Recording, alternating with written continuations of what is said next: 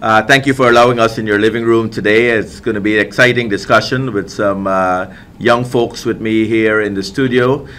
But as you know, our 44th birthday is coming up next week. That's the Republic of Guyana. And a lot of discussions are centering around what would you like to see us being at 41 years old? Should we be a country that is mature, prosperous, or do you think we are wayward as a 41-year-old, wasting taxpayers' money, giving away our land to foreign countries, or taking our land without our permission and leaving no incentive for us, the citizens, and for us, the children of Guyana of the future? So as we look at celebrating Republic Day next week, we've got to think through, is Guyana the place where we need to be, and how could we take Guyana forward at 41 years old? You know, 41 years old, you should be well sound in your career. You should be looking at, you know, ensuring that your children future is well taken care of. You should be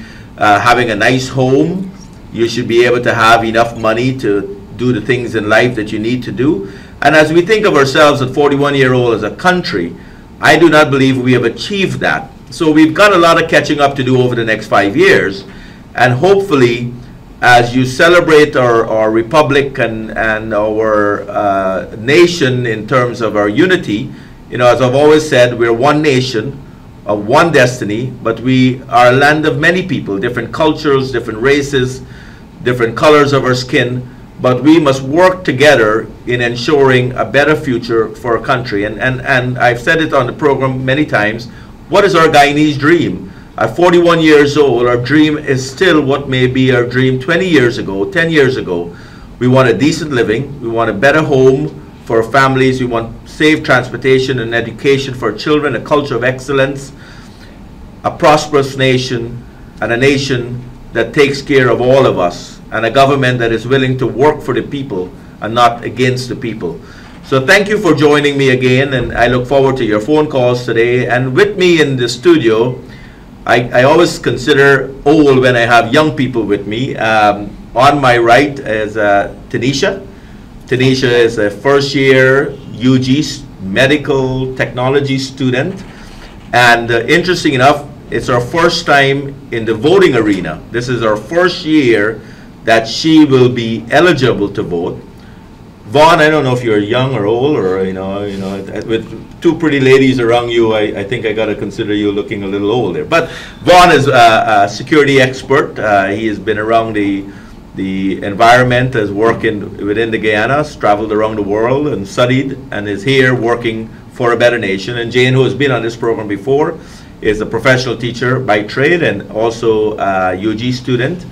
And I know she's going to have some thoughts on some of the things we're reading with bringing in math and science teachers to our country. And you have to wonder what happened to our trained teachers, why have they left, and what is their future for our children in our nation. Vaughn, as you think through Egypt, and you've seen young people around the world stand up for what they believe, what are we facing as a generation change? You know, we look at the politicians and we see still a lot of the older politicians trying to put older policies in today's environment. Egypt has denounced that, the people. But Iran, many places are looking for a better future. How do you see we as a nation using that as an example to step up to what we want, as we said, going forward, past our republic? Well, I think that Egypt, what's going on in Egypt, it has given probably young people in Guyana some inspiration to probably fight, to inspire them to work hard politically for what they believe in, make some sacrifice.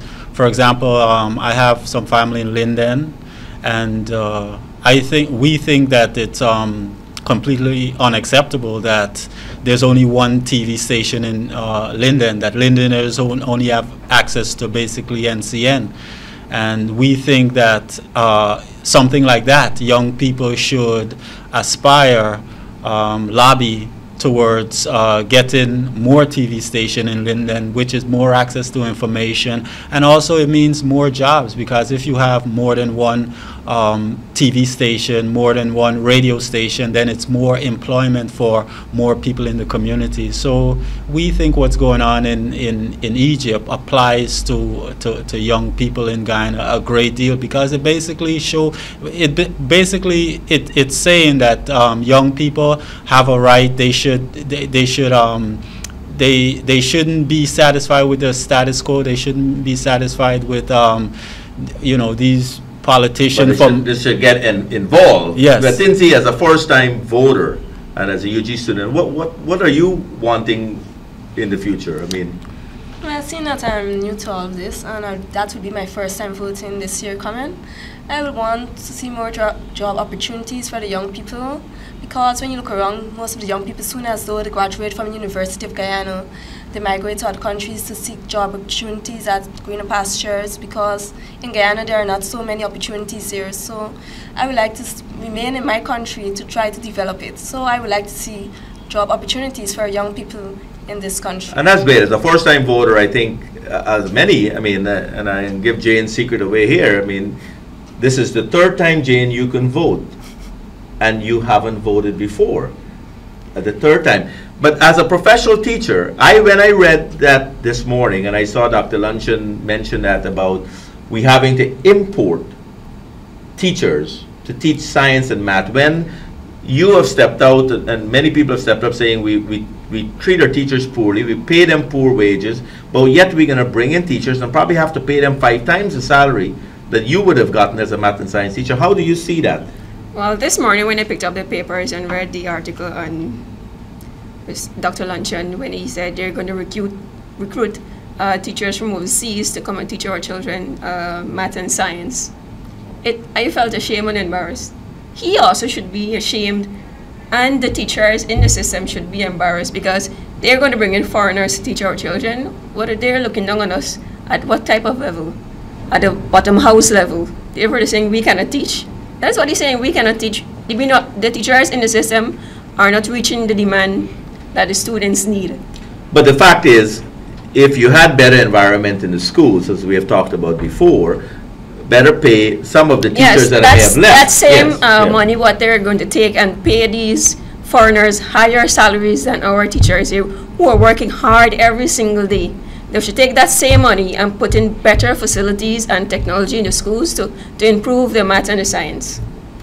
For any one of you guys, I mean, I mentioned 41 years old on the program. If I was your parent at 41, and I'm older than 41, but Tinzi, what would you expect me to be doing for you? You mentioned jobs. Do you see any excitement where you have to then get involved? How do you get involved? Well, as a youth, you could get involved basically in politics. You could help the government to implement their plans for you to get involved. You need to be a part of the system. You need to. So you have to help your parent, basically, yeah. and what we're saying is absolutely, you need to get involved. And we know this laptop thing has been talked about many times in many programs and in the papers. And I don't disagree with technology. I believe in technology. Did any one of you, as a student or a professional, get a laptop? No. No? No.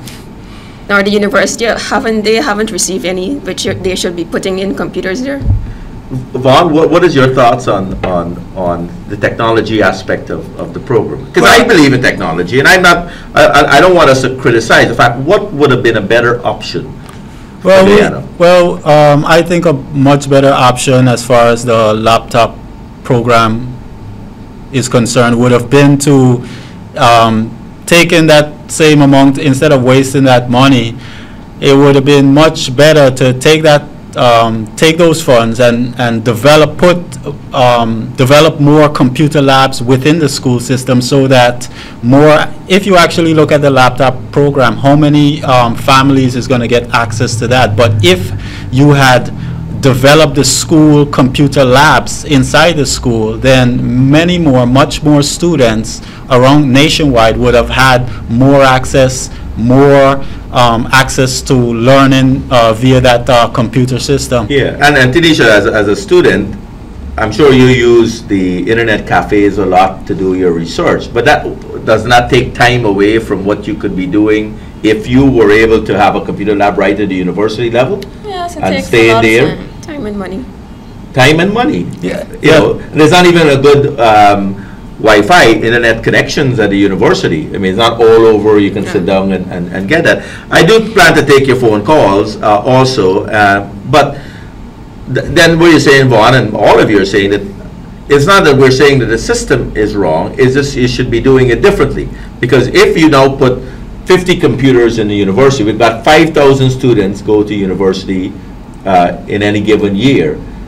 But I can't, you guys don't have any access to free computers at the university, do you, that you know of? No. No, you have to pay to use the internet here. Yes. At the university? Yeah. But yet we're willing to give out free laptops to folks that don't even know how to touch a Or computer. don't even have electricity. I mean, we believe in free enterprise, but in Guyana, we know that after school, you see a lot of students inside the internet cafe. They have to pay for their access to their to get their computer services. We think that they should use the National Library. They should put free access to internet in there. Yeah. We believe there should be free access to computers inside the schools. Put the technology inside the school so that all of the students have access to it, whereas this program is being selective, and we don't know what's the criteria, who's going to get access to the And to that's the interesting, laptop. because from an education perspective, I think with the amount of money we invest in education, to find, first of all, as Jane said, for teachers, to import teachers, tells us that we may be wasting our taxpayers' money on what we have invested. And what I like though is that what you guys are describing is some basic things, but you're willing to be part of that solution. Vaughn, your idea, and Tinsley, your idea about new job opportunities, all those are things that, as a parent, if I am in charge of the political system, and I'm the parent of Guyana to help manage your future, you would want your parents to ensure that they have enough money to send you to school, or they have enough money to buy your books and all those things. Why then don't we do that as a government? And that's the question that I propose around Guyana to young people. And I find the answers being very, very, very similar. But there's another thing that we have to look into.